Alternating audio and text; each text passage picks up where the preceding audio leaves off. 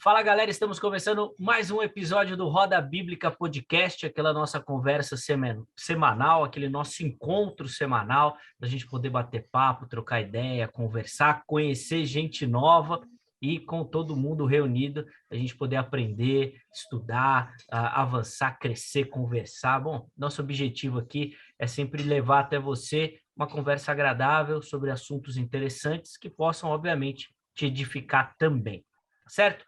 Já vou rapidamente apresentar o meu parceiro de todas as conversas aqui, Vinícius. Seja bem-vindo, meu irmão. Como é que tá? E aí, gente, beleza? Tudo bom? Mais um Roda Bíblica aí. Muito feliz. A gente lançou aí recente o nosso resenha só com a gente aí, querendo a participação de vocês, mas estamos aqui de novo. Uma entrevista bastante legal hoje. Sem dúvida. Nós estamos agora com 2 projetos, porque a gente também tem muito tempo livre, né, Vinícius? Nem estamos fazendo quase nada. Aí agora... Vamos lançar uma TV aí, lançar uma TV aqui e ficar falando aqui o tempo inteiro. Mas nós estamos tranquilos mesmo de tempo, aí agora a gente tem as nossas conversas, as entrevistas às segundas, e quinta-feira tem a nossa resenha também, sempre às 9 horas. Fique à vontade para participar, compartilhar também. Aliás, Vinícius, já fala os nossos endereços eletrônicos, redes sociais, onde a galera encontra aí. Bom, se você está assistindo ou ouvindo a gente, provavelmente você está no YouTube, no Roda Bíblica Podcast no YouTube, ou está no Spotify ou no Deezer, aí os aplicativos de áudio, as plataformas de áudio. Então, se você está em um ou outro, vai lá, indica a gente, compartilha com os amigos, vai no outro, já coloca para seguir, faça um comentário, curta o nosso vídeo aí, coloca o sininho para você sempre ouvir. A gente tem várias conversas legais com vários pastores legais, teólogos, cantor no nosso canal. Vai lá no nosso canal agora, dá uma olhada em quem a gente já entrevistou antes. Começamos lá com o pastor Carlos Augusto Vailate, entrevistamos Antônio Carlos, Ariovaldo Ramos, entrevistamos bastante gente aqui. Dá uma olhada lá no nosso canal. Vai no Instagram, @Roda Bíblica Podcast.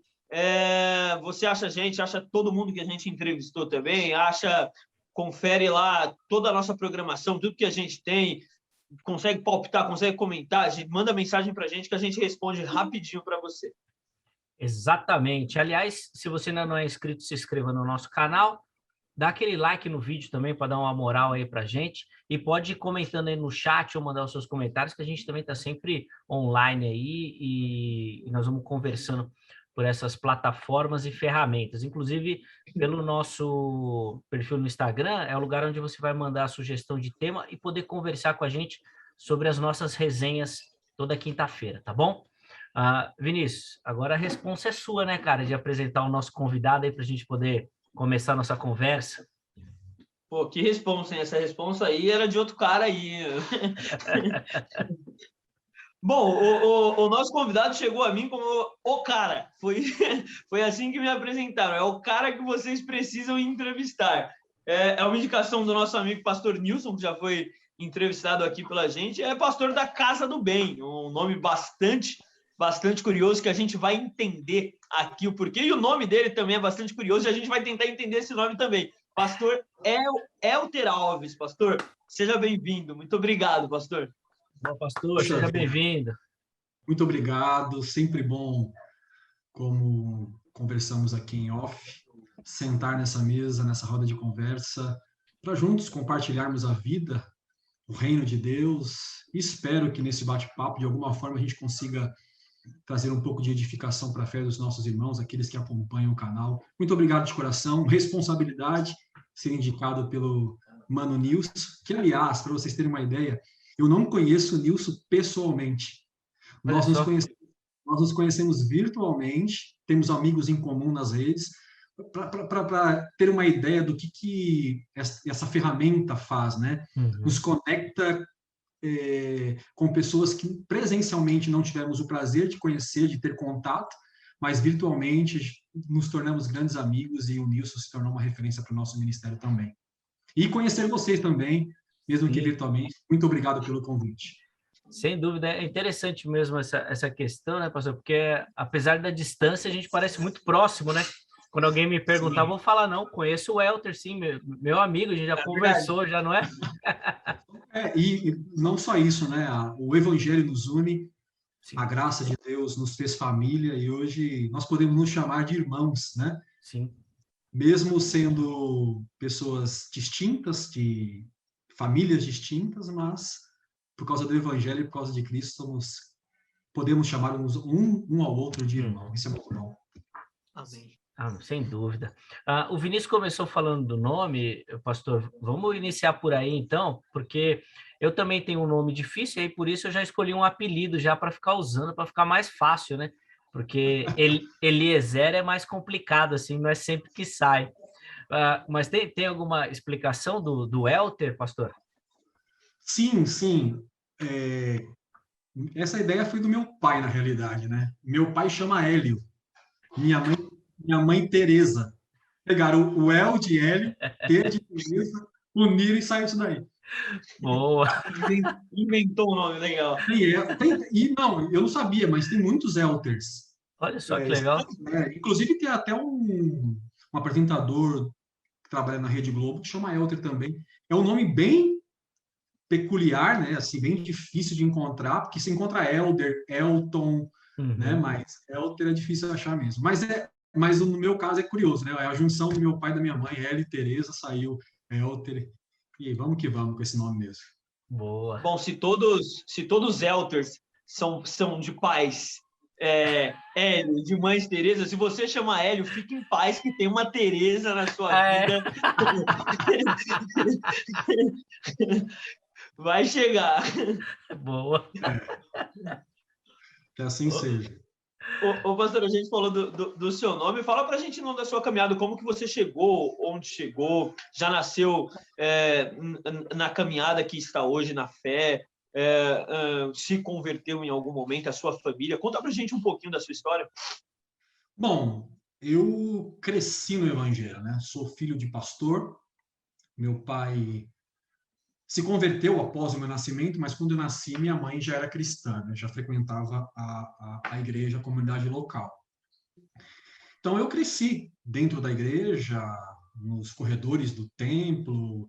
A minha vida foi assim, né? Meu pai veio a falecer por um acidente em 2003, e eu continuei a caminhada, fiz parte de uma comunidade por 25 anos, estou pastor há 14 anos, desde 2006, servindo a comunidade como pastor. E cheguei onde eu cheguei, só pela graça e pela misericórdia de Deus mesmo. Mas é isso, sou de família cristã e cresci no Evangelho com parentes também cristãos, né? Uma comunidade singela aqui na Zona Leste. E estamos hoje aqui pela misericórdia do Senhor. Bom. Casa do Bem é uma igreja independente? Igreja... Bom, eu fiz parte de uma comunidade local por 25 anos. Servi como pastor lá por 15 anos. Um pouquinho antes da pandemia, bem próximo à pandemia, eu me desliguei da igreja por motivos que não vêm ao caso. E em casa, né, em tempos de pandemia, as pessoas nos procurando porque queriam manter algum tipo de contato, eu comecei uma live na internet, né? Toda semana, pregando o evangelho, anunciando o reino, batendo papo com as pessoas, e a coisa começou a tomar uma proporção que eu não esperava, né? Começou a vir contatar a gente, pessoas de outros estados, e, pastor, é uma igreja, não é uma igreja? E não era uma igreja, era apenas um encontro virtual. Inclusive, nós começamos chamando Encontros do Bem, e com aproximadamente 6 meses, 5, 6 meses no ar, nós entendemos por Deus de começar uma igreja online. Como nós estamos em pandemia, nós iniciamos a igreja. E daí para frente, nós temos trabalhado online ainda, né, atendendo pessoas, fazendo obra social, como uma igreja, mas sem um endereço fixo ainda, porque nós entendemos que ainda não é o momento de aglomerar, de reunir pessoas. Acredito que em breve isso irá acontecer, mas por hora nós somos uma igreja virtual, que atendemos pessoas virtualmente, e é isto. Pregamos o evangelho simples de Jesus Cristo. Nossa, diferente, pastor, que legal, porque realmente a pandemia trouxe algumas ferramentas para a igreja que antes talvez não fossem tão exploradas. Enquanto o irmão falava, eu lembrei, acho que o Vinícius vai lembrar também, quando a gente entrevistou o Carlos Bezerra, ele também falou das lives que ele fez, né, que inclusive iriam virar um livro, e ele falou que foi uma experiência incrível, assim, não só dele, pessoal, mas da própria comunidade dele também, a comunidade da Graça, lá que se envolveu demais com esse trabalho também. Mas, pastor, assim, até antes da gente entrar mais no trabalho mesmo, o irmão tem um estilo bem diferente, né, de pastor, assim. A gente olha aqui e vai falar, não sei se é pastor, não. Será que é pastor? Tem um corte de cabelo mais moderno, a roupa. Se eu não estou enganado, tem alguma coisinha do Chaves ali no fundo também. Tem. Primeiro que ele falou que é pastor desde 2004. Em 2004 ele tinha 13 anos. Ele começou com 4 anos, certeza. 2006, na realidade. Né? 2006, perdão. Então tinha 6 anos. Não, infelizmente, né, devido à cultura religiosa, se criou aquele estereótipo, né, aquele manequim, o cara responsável, do pastor. Infelizmente, eu digo infelizmente porque estereotipou muito a figura do pastor, né? E, na realidade, o pastor não está na sua figura estereótipa, né? A figura do pastor está no cuidado, no zelo, na caminhada com o discípulo, que não é meu discípulo, eu não faço discípulo do Elter. Eu apenas sou um discípulo de Jesus que levo pessoas ao discipulado de Cristo. Não pareçam comigo, né? Esse é o meu lema, pareçam com Cristo. Então, aí existe um pouco, sim. Uma vez eu fui pregar numa comunidade bem tradicional, eu estava sentado com a minha esposa, né? Aí o pastor falou, está conosco hoje no congresso, pastor Elton, fique de pé. Na hora que eu fiquei de pé, eu ouvi atrás de mim assim, nossa, ele é o pregador, ele é o pastor, por causa desta caricatura evangélica no país, né? Embora tenha quebrado muito, né? Sim.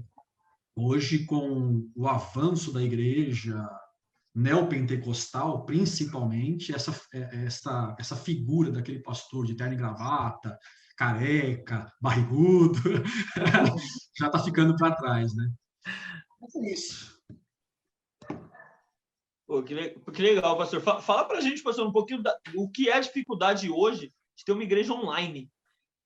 Tem pontos positivos que a gente já falou aqui, mas qual que é a dificuldade? Olha, eu não acredito na igreja online. O termo é... Não, o termo é correto. O que eu digo eu não acredito numa igreja só online como eu sou hoje. Sou por força maior, mas eu acredito na igreja local, no toque. Igreja é ajuntamento, é agrupamento de pessoas. Embora o conceito igreja hoje é bastante complicado, né? Até da gente falar, mas eu acredito na igreja local, toque, presencial. O desafio da igreja online é que você não sabe quem é quem. O relacionamento é muito frio, né? É muito distante. Embora as redes sociais tenham nos aproximado tanto, a gente se sente muito próximo das pessoas que estão com a gente, tudo, mas não há nada mais brilhante do que estar presencialmente, estar junto.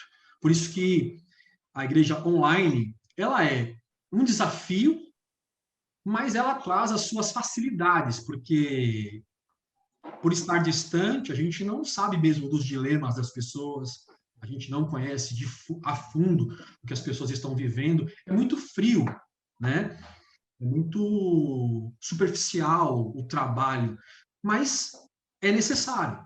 Se eu tivesse calado, fechado a minha câmera e não tivesse anunciando o evangelho online, talvez muitas pessoas não teriam sido alcançadas, como estão sendo alcançadas aqui pelo nosso bate-papo, né? Sim.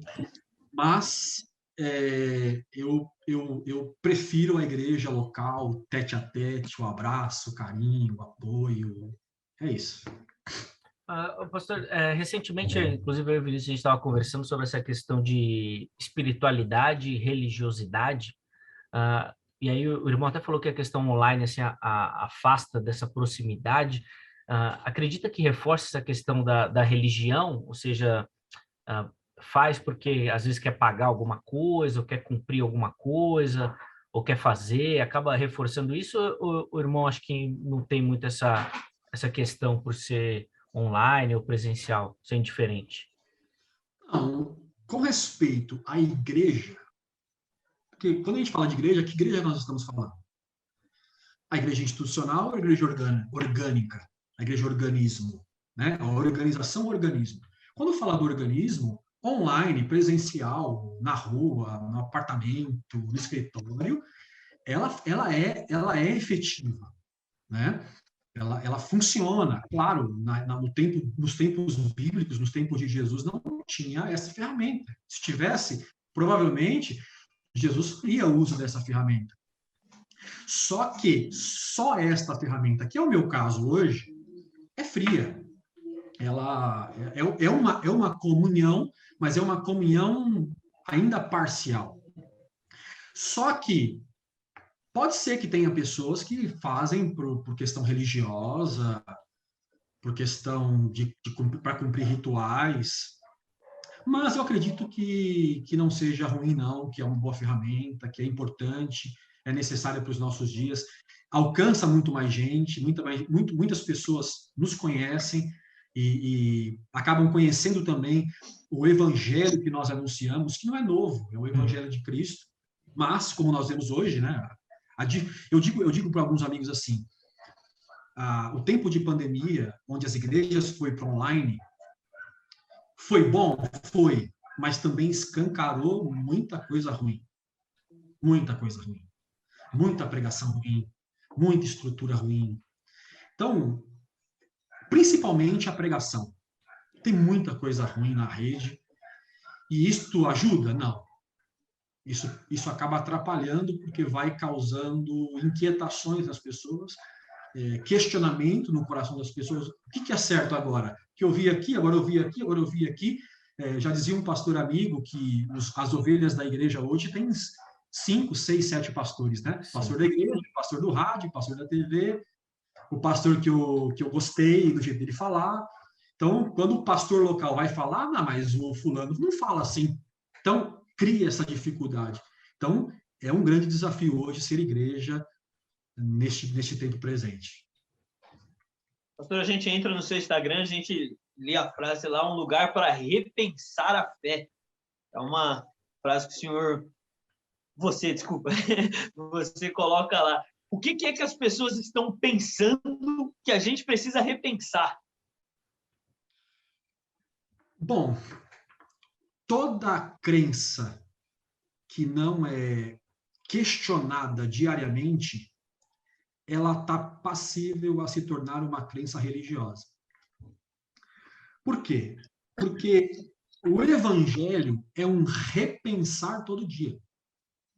É revisitar os textos, é revisitar a sua fé. Peraí, o que eu estou crendo, o que eu creio e descrer, é isto mesmo?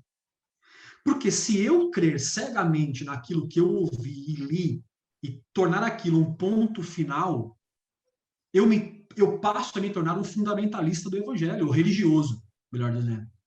Então, por que eu falo de repensar a fé?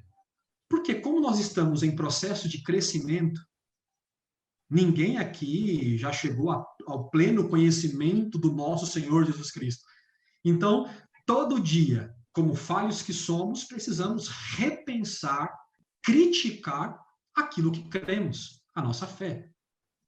Não é criticar a fé no conceito de que eu creio em Jesus, então, será que eu estou crendo certo? Será que é Jesus mesmo? Não, é isso que eu estou dizendo.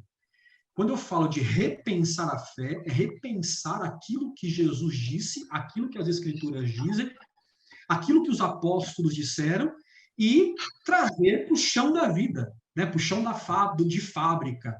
Então, isso exige muito. Infelizmente, o evangélico brasileiro não gosta de pensar. Na realidade, nós vivemos numa geração que não tem paixão pela verdade. Então, eles aceitam qualquer coisa. E o próprio apóstolo São Paulo disse que, se no tempo dele já era assim, a tendência das gerações era piorar. Que nos últimos dias levantariam os mestres para si mesmos, comichões no ouvido, para que eles pudessem ser agradados por esses mestres. Então, enfim, em resumo, então, quando eu falo de repensar a fé, é um convite a dizer assim, ó, põe o seu pé no chão, repense aquilo que você ouviu, pense de novo. Ah, mas foi o reverendo doutor fulano de tal que disse. E daí, todo ser humano e todo cristão é passível de uma interpretação, porque a Bíblia é um livro interpretativo. Então, todos estão sujeitos a fazer uma interpretação errada de um assunto A, B ou C. Então, por isso que eu não me estagno naquilo que eu já ouvi, naquilo que eu acredito. Eu estou sempre repensando a minha fé, sempre criticando a minha fé, para que eu possa chegar ao mais próximo daquilo que o Espírito Santo tem para me dizer, para nos ensinar. Só para a gente não sair do assunto, eu estava conversando com os jovens da minha igreja um tempo atrás e a gente estava falando num pequeno grupo sobre dogmas. Né? O que a gente tem como dogma? Né? Num grupo de jovens, você mesmo falou dessa dificuldade da gente lidar com a verdade hoje em dia e muitas vezes taxam lá a gente como liberais, como várias coisas possíveis, e a gente estava conversando sobre isso. O que a gente tem como dogma? E o que a igreja precisa ter como dogma hoje, pastor? Assim, para não ir para um lado muito, olha, é muito dogmático, e nem para ir para um outro lado assim de crítica total. O que a gente tem que ter como dogma? Olha, eu acho que dogma seria uma palavra que não caberia, porque dogma é um conceito indiscutível. Talvez eu ficaria mesmo no campo da fé.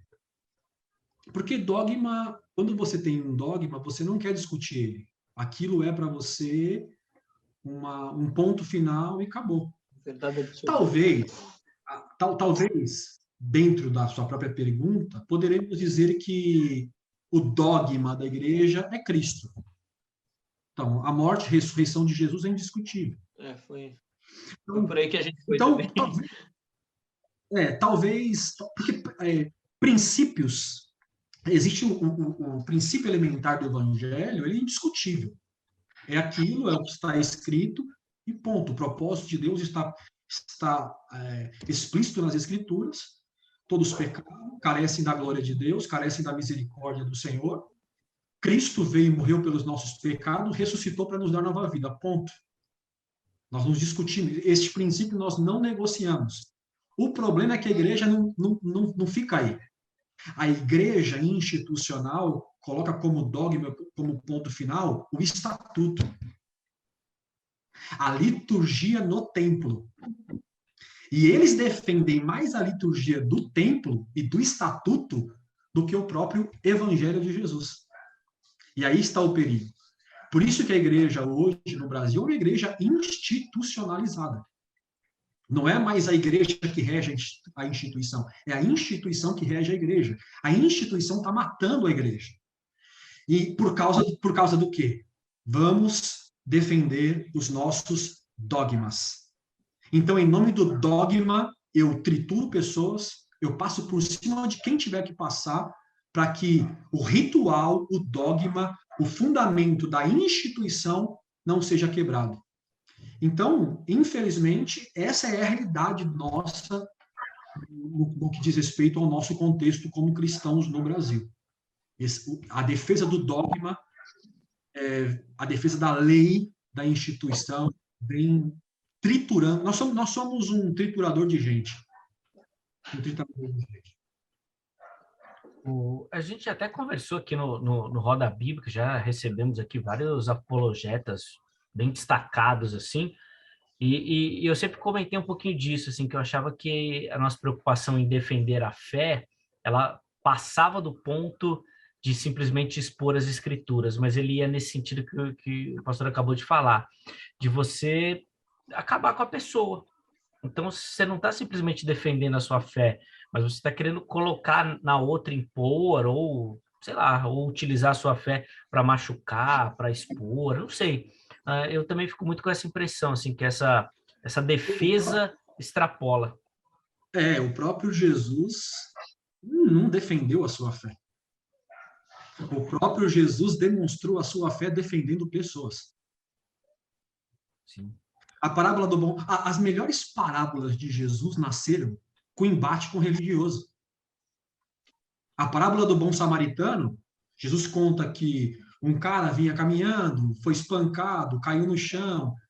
Jesus começou aquela parábola porque um grupo de religiosos dogmáticos ficaram tentando pôr Jesus à prova. A parábola do filho pródigo também, a parábola, na realidade, não é a parábola do filho pródigo, né? As três histórias que formam a parábola da dracma, da ovelha e do filho pródigo, também nasceu porque um religioso ficou incomodado que Jesus estava sentado com um pecador. Então, eles vão até Jesus questionar, peraí, se é mestre, filho de Deus, está sentado com esse tipo de gente? Por quê? Porque os nossos dogmas não nos permitem sentar com esse tipo de gente. Aí Jesus vai mostrar a sua fé defendendo gente. Então, infelizmente, eu vou usar a expressão bíblica, a letra mata em todos os sentidos. Em todos os sentidos. Claro que ele está falando da lei, mas a letra mata em todos os sentidos. Em nome da defesa da Bíblia, nós estamos espancando os nossos irmãos com a Bíblia. Não estamos usando mais pedra, né? Nós estamos usando a própria Bíblia. Sim. Você quer fazer pergunta ainda, Vinícius? Acho que dá para encerrar, né? Não, depois dessa, precisa falar mais? Se o cara não tinha, se não tinha nada, já aprendeu tudo que precisava, já foi, vamos embora já. Muito bom, muito bom. A gente estava nesse debate sobre o que eram os nossos dogmas lá, conversando sobre isso num pequeno grupo. A gente acabou ficando nisso também, que Cristo veio nos perdoar os nossos pecados, morreu e ressuscitou. É isso que, assim, todo mundo acreditava. Talvez até tenha alguém ali que opa, né? Talvez você tenha uma interpretação aí diferente. A gente está aberto a ouvir. Mas essa questão dos dogmas da igreja, eu acho também que está bastante pesado, assim, e principalmente nisso que o pastor falou do estatuto. Claro, Vinícius. Zeca, eu não estou falando isso menosprezando a teologia, menosprezando a academia, o estudo, perscrutar a doutrina, de querer saber o que está certo e o que está errado. Claro que não. De um debate, de um diálogo sobre tema A, B ou C. Isso é importante. Isso faz a gente repensar a fé, né? Isso é importante. O problema é quando estas ideias estão acima das pessoas. Este é o problema.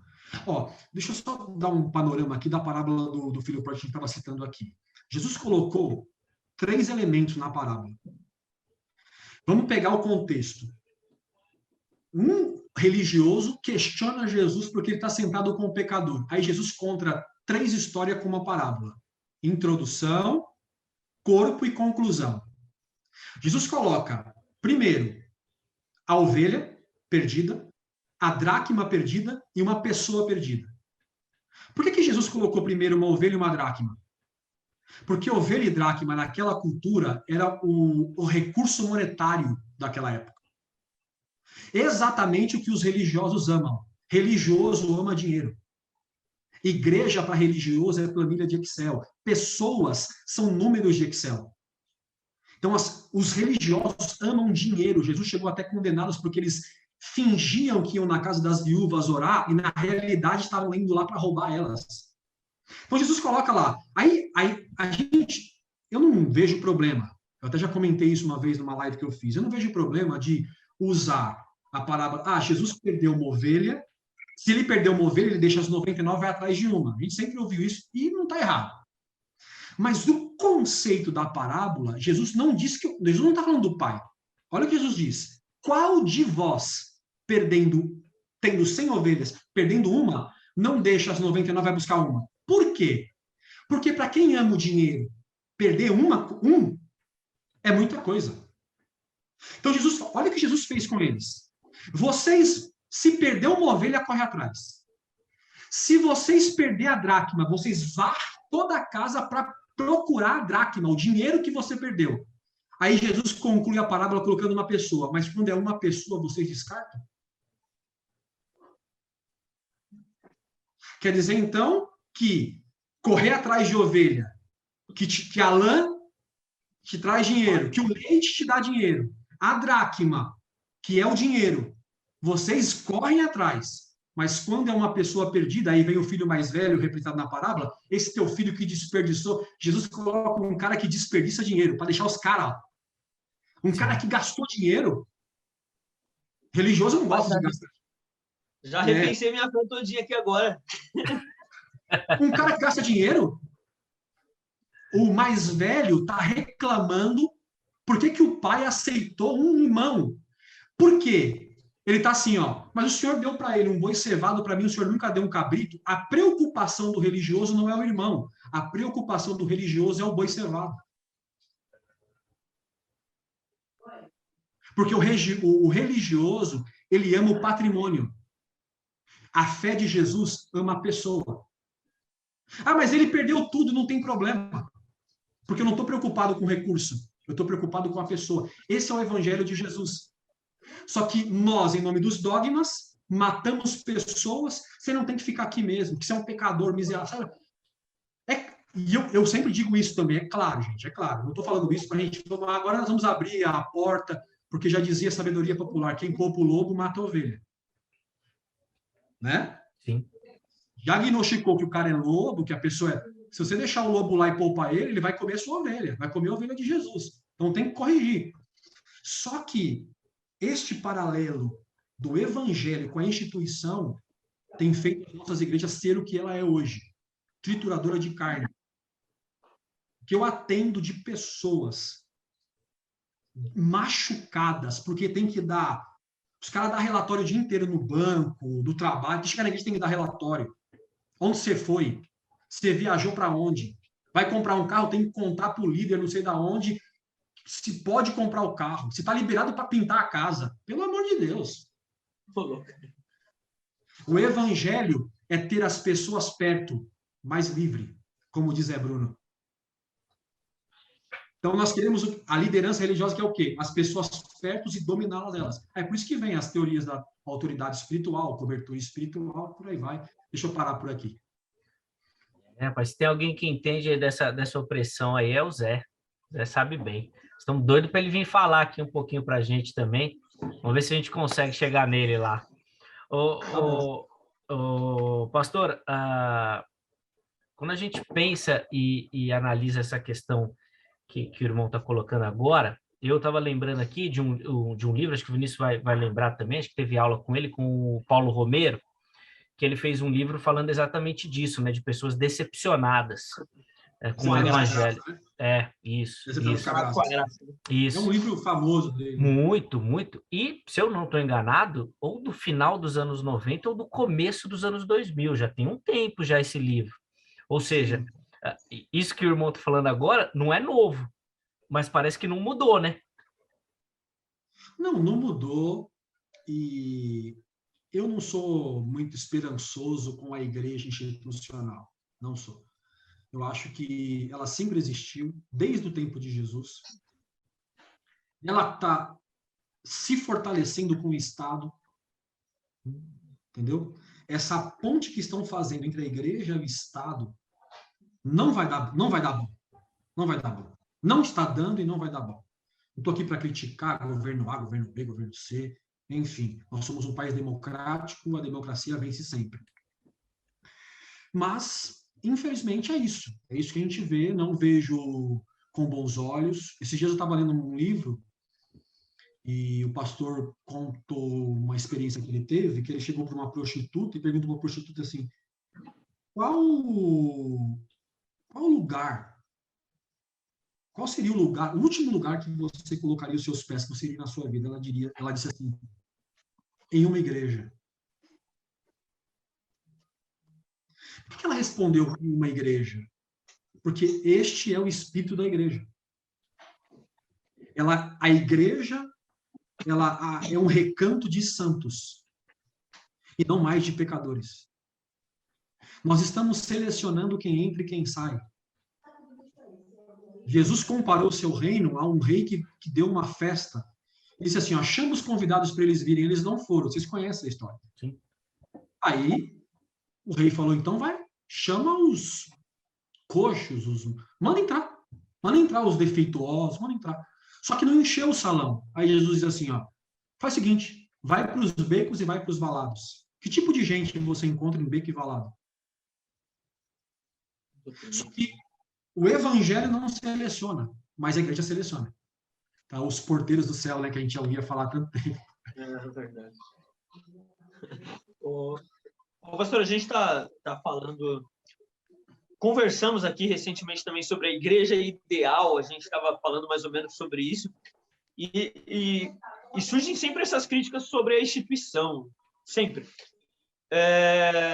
Também não vejo com muita esperança, mas o lado social, de alguma forma, talvez tenha evoluído, principalmente talvez na educação, ou seja, a nossa esperança de evolução, né? De ter mais educação, das pessoas terem mais acesso a várias coisas. Hoje, inclusive, eu sempre falo que é difícil hoje você manter o jovem dentro da igreja pensando algumas coisas, porque ele vai para a faculdade e ele vê um mundo totalmente diferente. E aí a gente olha talvez uma Europa que dizem com esfriamento da fé, e talvez seja o caminho que a educação leva. Talvez a instituição não vai tendo problemas no futuro com isso, com o acesso à educação. A igreja instituição é necessária, até por força de lei. Precisamos de estatuto, CNPJ. E eu não estou aqui para dizer que isso é errado. Tem que fazer, é importante, tem que ter uma organização, porque se não tem organização, não tem igreja, né? Mas assim, se a igreja atual não cuida nem da educação cristã, quem dirá cuidar da educação social? Das pautas que a sociedade precisa discutir. Se você perguntar, é só vocês fazerem uma análise simples. Chega para alguns membros das denominações e fala assim, ó, defina para mim o que é fé. A maioria não vai saber te responder. Não tem noção não consegue, ao menos, interpretar o Salmo 91. Não sabe a diferença entre lei e graça. A culpa é deles, das pessoas? Também. Porque se os falsos profetas estão aí, é porque tem povo que consome. Essa é a realidade. A igreja ruim, a igreja que não discipula, a igreja do oba-oba, ela existe porque tem um povo para isso. Só que a igreja de Jesus, ela continua triunfante, existem comunidades excelentes, pastores de Deus, gente que sofre, gente que padece, gente que ajuda, obra social, auxílio.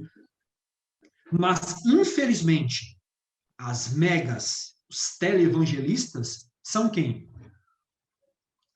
São os que amam dinheiro, são os que amam os primeiros lugares, são os que criam patrimônios. A igreja neopentecostal é a igreja que está com a cara na mídia, tem a maior força na mídia. Quem sofre? As pequenas. Então, todo mundo leva a culpa porque 2, 3 desvia dinheiro, tem caso com mulheres na igreja. Aí todo mundo leva o pato, é igual você, coitado. Tem muito político bom que leva o pato, porque os políticos que nascem nas primeiras fileiras são corruptos. Então, a igreja é importante, a instituição é importante, ela tem um papel fundamental na vida social local, claro que tem, mas se ela for só isso, ela está fadada a murchar e morrer no local que ela está. Porque se igreja é trabalho social, se igreja metodologia. Se igreja é um empreendedorismo, então as pessoas aprenderam a fazer igreja. Não precisa do Espírito Santo. Não precisa do Espírito Santo. Pô, você sabe o método. Você sabe como fazer para encher a igreja. Você sabe que tipo de pregação as pessoas gostam de ouvir. Você sabe que tipo de música as pessoas adoram. Você tem todas as técnicas. Não precisa do Espírito Santo. E a igreja de Jesus não nasce na técnica e nos métodos. A igreja de Jesus nasce pelo Espírito Santo. Espírito Santo através de gente. Como diz Hernandes Dias Lopes, Deus não unge métodos, Deus unge pessoas. Então a igreja, ela é importante, ela é funcional, ela está no mundo, claro, para mexer com as estruturas sociais do local onde ela está. Só que nessa guerra, voltando para falar das redes sociais de mídia, um quer ser maior que o outro, quantos likes? Porque, vamos falar a verdade, a igreja, ela é o número de views que ela tem e o número de inscritos que ela possui. Vocês têm material aqui, cara, de alto nível. Só que eles olham os seus números lá. Ah, tem só 1.000 inscritos e eu acho que mais de 2.000 inscritos e tem 300 views. Eu vou pro vídeo que tem 1 milhão de views, o cara tá falando nada. Então nós vivemos a era dos views, dos números. Tá vendo? Tudo gira em torno da planilha de Excel. Eu, como pastor, vou pregar numa comunidade, eles não perguntam assim, pastor, qual é a tua fé? O que a tua comunidade professa? Não. Primeira pergunta é, quantos membros a sua igreja tem? Se eu falar que é 2.000 membros, você é um cara de sucesso. Se eu falar que eu só tenho 10 membros, mano, acho que você é um cara que não deu muito certo na vida, não. Porque os números, não é a minha caminhada com Cristo que define, são os meus números. Isso é uma desgraça. Por isso que todo mundo faz tudo pelos números e não faz mais pelo evangelho. Exato, hein? É demais. Pastor Elter, até a gente falar um pouquinho também da forma como a nossa sociedade recebe todo esse evangelho. Eu já vi muita gente falando que precisaria reformar ou atualizar a forma como a gente conversa com a sociedade. Porque a gente vive numa sociedade hoje que você manda um áudio de 20 segundos no aplicativo e a pessoa acelera 2 vezes porque ela não tem 20 segundos para te ouvir. Ela vai correr. Imagina ficar 2 horas dentro da igreja, com toda aquela liturgia e tudo aquilo. O irmão acredita que a gente precisa repensar algumas coisas e de fato, não estou falando de conteúdo, mas estou falando de se comunicar com a nossa sociedade hoje. Sem dúvida, sem dúvida. Na minha época, por exemplo, quando eu era jovem, ainda sou, né? Mas na minha época, por exemplo, não sei se vocês pegaram essa época, bateria na igreja era pecado. Opa! As canções eram... Eu não sei se vocês são dessa época. O jovem ouve isso hoje e fala, pelo amor de Deus. E o mundo muda. Atualizar o linguajar, atualizar o método de entrega de um sermão, atualizar o conteúdo que eu digo é o conteúdo da construção da mensagem, é importante. Senão você vai falar para ninguém. Já disse eu não me recordo agora quem foi que disse essa frase, mas eu acho ela muito interessante. O pregador ele precisa pregar com uma Bíblia na mão e com o jornal na outra. Calbart. Muito obrigado. Por quê? Porque se eu não me contextualizar, eu não estou falando para ninguém, eu estou falando para ninguém. Então, eu tenho que saber o público que eu estou atingindo, eu tenho que saber... Por exemplo, eu falava esses dias com amigos, assim, os jovens da nossa comunidade hoje estão nas faculdades discutindo filosofia. Uhum. E até 20 anos atrás, não era com a tamanha força que é hoje. Você chega lá com um fundamento... Oi, pode falar. Desculpa, era nesse sentido que eu tinha feito a pergunta anterior, da educação que o jovem está tendo acesso, como que a igreja institucional vai manter a manipulação, se assim eu posso dizer. Aí o que eles fazem? Grande parte, um grande número dessas comunidades. por não conseguir atingir o conceito da... Porque o evangelho é uma mudança de consciência, metanoia. Evangelho não é aquilo que eu sinto, aquilo que eu aprendo. Só que, como eu não consigo ensinar, porque eu não busco conhecimento do evangelho, conhecimento cultural, conhecimento filosófico, como eu não busco, então eu não tenho o que oferecer. Então, o que eu faço? Eu parto para o místico. Então, eu crio a comunidade em base de revelação, profecia, expulsar demônio, blá, blá, blá, blá. Por quê? Porque eu seguro aquele indivíduo não pelo conhecimento do evangelho. Eu seguro aquele indivíduo pela curiosidade. Porque essa é a realidade. Todo mundo quer ir na cartomante saber o que as cartas dizem. Todo mundo quer ler a minha mão aí. Pega as igrejas que crescem assustadoramente do dia para a noite. Eles trabalham com o quê? Com vidência. Entende? Então eles pegam, como eles não conseguem responder à demanda, vão para o místico, o sobrenatural. Isso aqui é mistério, irmão. Isso aqui é mistério. Nunca explica, não tem fundamento, mas é mistério. Aí você vai discutir como? Porque fé não se discute, você crê no que você quiser crer. Nós discutimos fundamentos. O que você crê? Vamos discutir. Mas se você bater na tecla, não, eu creio nisso porque eu tive uma experiência, e essa experiência me fez crer nisso, não tem como discutir com você. Porque você crê, cada um crê no que quer. Entendeu? Então, esse é o problema também que vem afetando muitas comunidades, que eu presenciei algumas delas. Por não conseguir responder o Carlos Alberto é um amigo também em comum, um deputado. Ele teve um de nossos encontros, ele disse uma frase que eu guardei. A igreja atual fala muito do que a Bíblia diz pouco e fala pouco do que a Bíblia diz muito. Então, que igreja nós vamos construir para o nosso futuro? Claro, tem teologia da rodo. Se você pôr no YouTube lá, você encontra argumento para tudo. E o evangelho não é só argumentação, né? A gente sempre fala isso. O evangelho não é só argumentação. O evangelho é relação. Não adianta eu falar sobre Deus se eu não ando com ele. Então você pode ter a melhor teologia do mundo, os melhores fundamentos. Puxa, que cara incrível. Que cabeça, que mente. Mas quando você vai ver, não tem vida com Deus. Não tem transformação. Aí é um farisaísmo que sabia interpretar, os saduceus sabiam interpretar a lei até o ponto e vírgula, mas não tinham relação com o Pai. Não conhecia Deus como deveria conhecer. Conhecia um ídolo. Fizeram de Deus um ídolo e não conheciam o Pai. Então é isso. Fugiu ali o autor, e o pastor estava falando de atualizar. Eu falei, é de René Kivitz, atualizar a Bíblia. Eu ia falar, mas... Não era isso, não, rapaz. O cara tava falando de um teólogo famoso aí, não era do Ed, não. Você é doido. Pastor Elton... não, tem... Pode falar. Não, manda aí, depois eu pergunto. Não, essas questões, tipo, de atualizar a polêmica com o Ed mesmo, houve também muita má fé. Sim, foi nesse sentido mesmo que vocês falaram de conversar com o mundo hoje só. Eu digo para os meus amigos, assim, eu acompanho o Ed há um tempo, tenho amigos em comum, tenho amigos que congregam na IBAB, e Amém. muita gente não quis entender.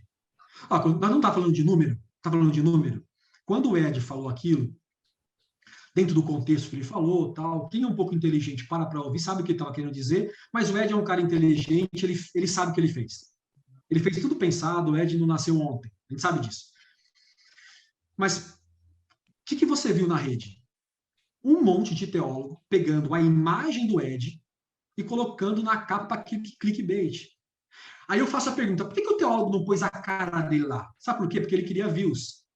A função dessa turma, eu quero defender o evangelho porque o Ed disse isso está errado, eles não querem isso. Vamos voltar ao nosso início lá. Não é as pessoas que eles querem ajudar. Eles querem os números. Entende? Sim. Todo mundo tem liberdade de fazer o que quiser fazer. Só que, meu irmão, não precisava pôr a foto do cara lá. para você usar a imagem dele, que está em ascensão, para dar views para o seu canal. Você não precisa disso. Mas foi o que muitos teólogos fizeram. A intenção, no fundo, não é eu quero ajudar a igreja de Cristo. Não, no fundo é os meus dogmas, aquilo que eu acredito, põe a foto dele aí, vamos criticar. E não leva a lugar nenhum. Faça crítica. Faça. Põe o teu nome, põe a tua foto e fale do que ele disse, sem citar o nome do cara, ou citando no vídeo, se quiser também, não tem problema, cada um faz o que quer. Só que põe a tua cara. Por que não põe? Porque não vai ter, ninguém vai te ouvir. Então, esse é o mundo dos evangélicos das redes sociais. E até para ir para um outro extremo, pastor, eu acho que nunca na nossa história a gente teve tanto acesso a estudo, a conteúdo, a teologia, como o pastor citou aí.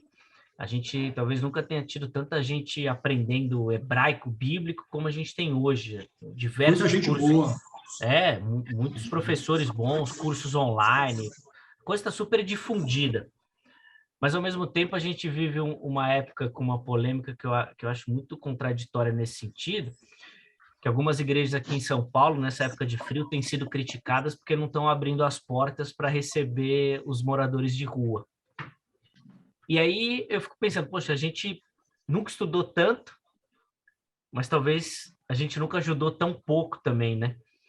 Parece que é um contrassenso, né? Quanto mais a gente aprende, menos a gente pratica isso. Por quê? Eu vou usar uma expressão aqui, mas vamos falar real. Os caras têm tesão de defender a ortodoxia. Essa é real. Eu quero defender a ortodoxia, então eu passo horas estudando. Aí eles falam assim, ó, não são todos. Eu estou fazendo a obra de Deus. Aí eu faço uma outra pergunta. O que é a obra de Deus? A obra de Deus é o templo, é o rito, é o culto, é a doutrina? Ou a obra de Deus são pessoas? Quem faz obra de Deus prega o evangelho preservando gente. Preservando gente. Toda religião, todo evangelho pregado que não preserva gente deve ser rejeitado, mesmo que seja a mais bela interpretação de todas.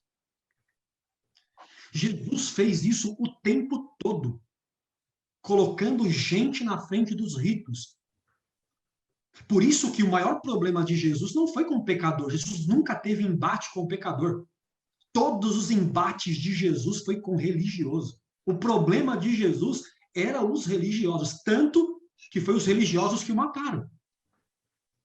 Quem matou Jesus não foi o inimigo, foi um amigo da própria casa. Porque a gente fala, mas Jesus deu a sua vida, eu até falo isso, eu estou numa série de pregações sobre os últimos passos de Jesus, eu falo isso, Jesus deu a sua vida, ninguém matou Jesus. Claro, a gente sabe disso. Só que tudo que está no entorno de Jesus revela a sua doação. E uma das práticas da doação de Jesus é o confronto com os religiosos. Ele se doou confrontando a religião. Por isso que Tim Keller diz uma frase que eu acho extraordinária. Ele diz assim, Jesus não foi um cara legal, porque não se crucifica cara legais, se crucifica ameaça. Jesus era uma ameaça para o Império Romano, Jesus era uma ameaça principalmente para o templo, que tinha a sua própria moeda, seus próprios sacerdotes, o mercado estava dando dinheiro, estava tudo dando legal. Aí chega um cara que vira as mesas e dizendo, agora vocês não precisam mais de sacrifício, tá louco? Você vai acabar com o nosso comércio? Crucifica esse cara. Entende? Então, isso não é uma roda gigante? Passa geração em geração, a coisa continua do mesmo jeito.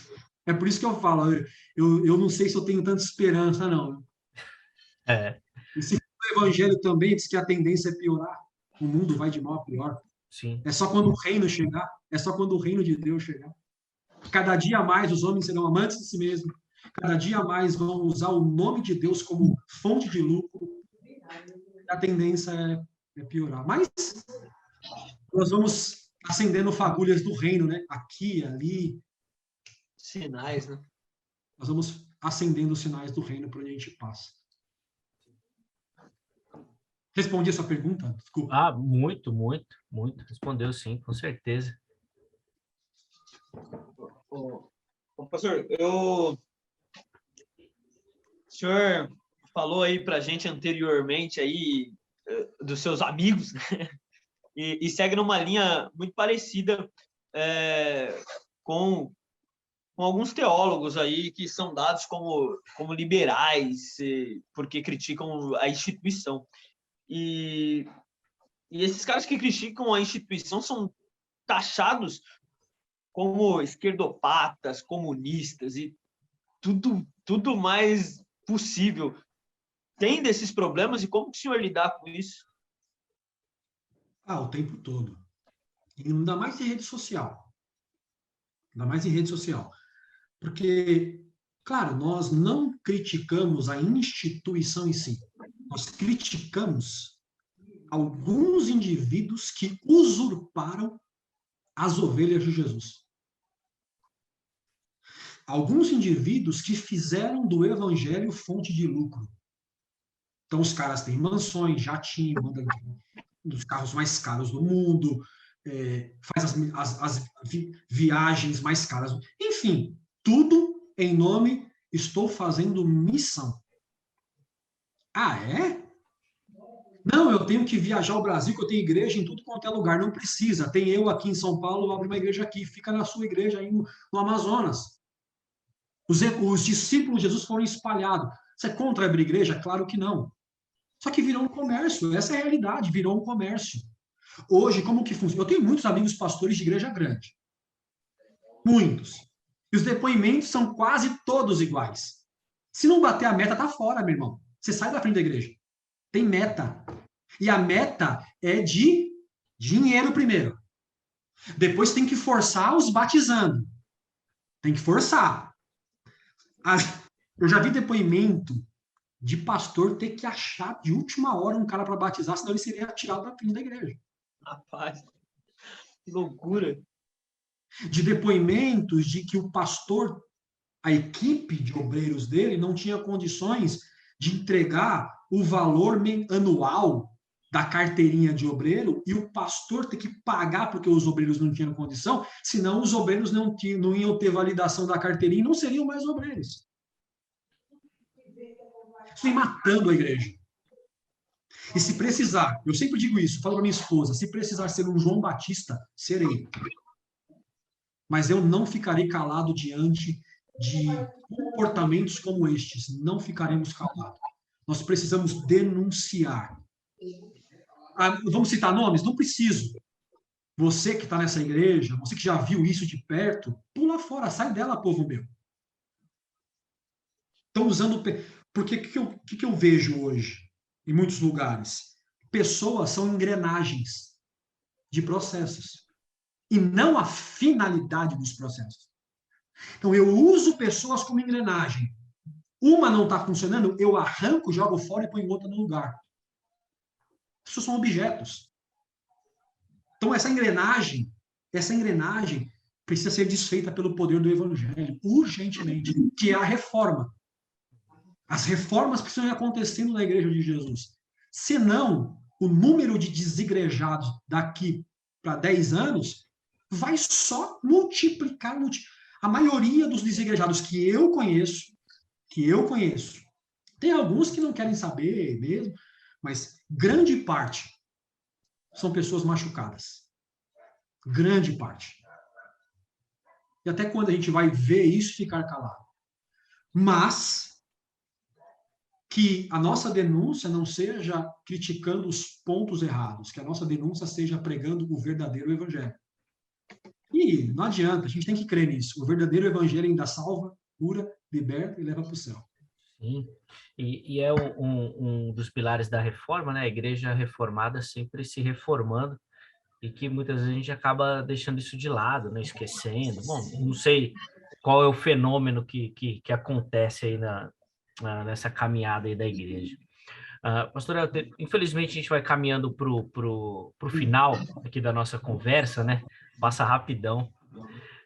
Mas eu queria, antes da gente encerrar, pastor, que o irmão deixasse até uma palavra aí, desafiadora, ou de confronto mesmo para quem nos assiste, que eu tenho certeza que foi a temática da nossa conversa aqui, da gente ser chacoalhado, né? A gente fez uma entrevista uma vez com o pastor Coyote, ele é lá do Paraná, e ele falou uma frase que marcou, né? Eu e o Vinícius, a gente sempre repete ela, que ele falou que ele leu na Bíblia o que Jesus fazia e que ele começou a fazer igual na vida dele, botando o pessoal que estava na rua para morar dentro da casa dele. Aí eu e o Vinícius, nós ficamos, o que nós estamos lendo de errado, então? E o Evangelho chacoalha, e acho que nossa conversa hoje foi bem nesse sentido também. Eu queria deixar essa oportunidade para a gente encerrar, por favor. Amém. Bom, primeiro dizer que eu amo a Igreja de Cristo. Eu respiro isso desde quando eu nasci. Eu fiquei 25 anos integralmente numa comunidade. 20 anos como funcionário, manhã, tarde e noite atendendo, correndo, cuidando de gente. Porque amo gente, amo a igreja, amo a comunidade. Não existe igreja dos distantes. A igreja é aproximação, a igreja é comunidade, a igreja é comunhão, é aperto de mão, é abraço. Talvez o que nós precisamos repensar é que tipo de discípulos nós continuaremos. Nós vamos manter o discurso de Pedro ou se nós vamos seguir no discurso de Jesus? Que discurso? Jesus um dia disse para os seus discípulos que iria morrer, precisava morrer para enfrentar a cruz. E Pedro chegou para Jesus e disse assim: não faz isso. De jeito nenhum. Não faz isso contigo. E Jesus disse para Pedro assim: Pedro, eu não vou só enfrentar a cruz, mas eu convido você a negar a si mesmo, a tomar a sua cruz e me seguir. Há um grande problema hoje da igreja brasileira. Achar que a cruz de Cristo substituiu a cruz deles. No Evangelho há duas cruzes: a cruz de Cristo e a cruz do discípulo.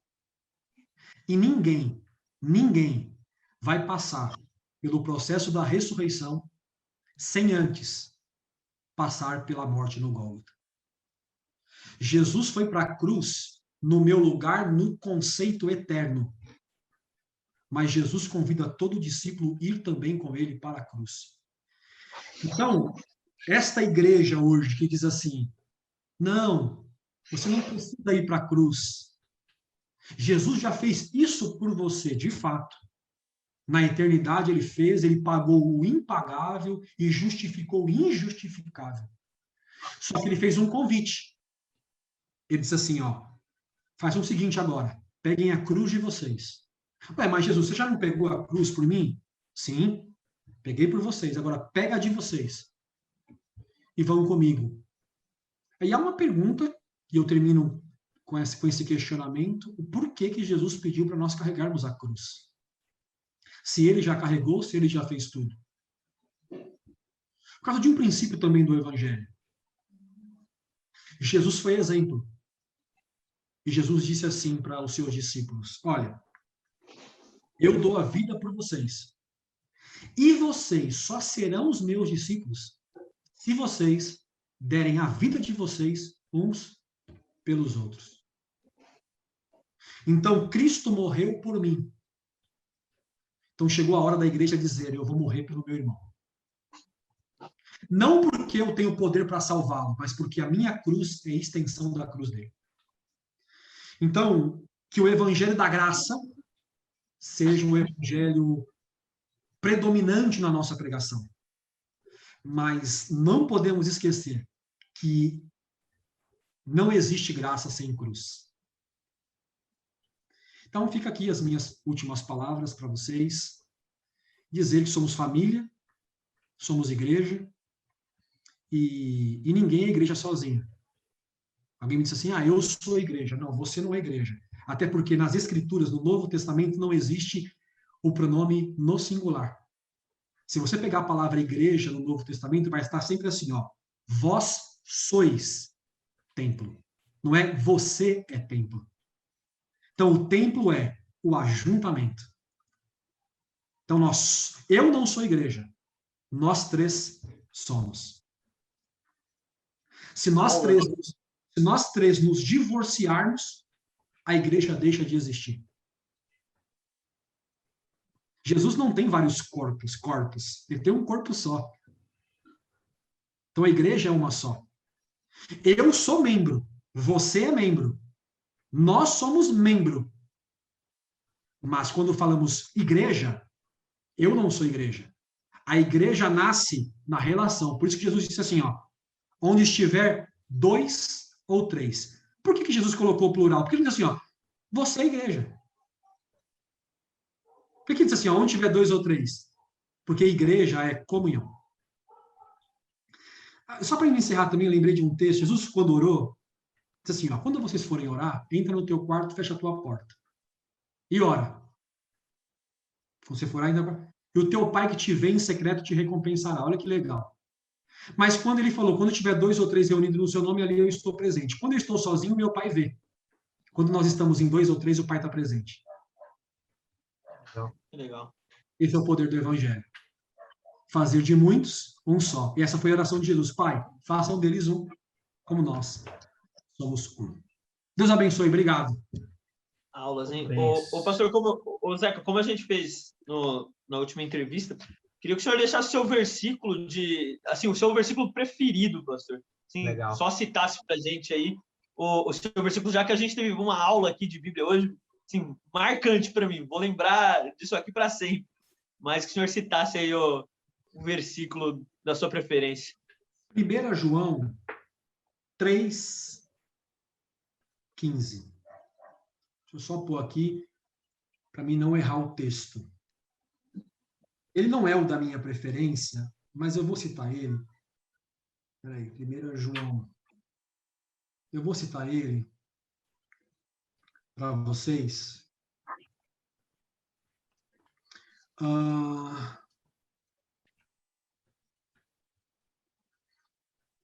Que é o texto que eu estava citando para vocês agora. Qualquer que odeia o seu irmão é homicida. E vós sabeis que nenhum homicida tem a vida eterna. E nem a vida... E vós sabeis que nenhum homicida tem a vida eterna, permanecendo nele. Aí a pergunta é, mas a vida eterna não é crer em Cristo? E o texto vai dizer que não, que quem odeia o irmão não tem a vida eterna em si. Eu termino só dizendo esse texto, por quê? Porque Jesus resumiu o evangelho em 2 mandamentos. Ame a Deus e ame o próximo. Amar só a Deus é religião. Amar só ao próximo é caridade. Amar a Deus e ao próximo é evangelho. Amém. Deus abençoe vocês. Amém. Obrigado, viu, pastor, pelo carinho aí, pela atenção, pela reflexão aí. Eu que agradeço. Que o irmão colocou. Acho que todo mundo que acompanhar vai ser abençoado. Antes da gente encerrar, Vinícius, só reforça aí nossas redes sociais, por favor. Gente, no Instagram, @Roda Bíblica Podcast, você acha a gente muito fácil.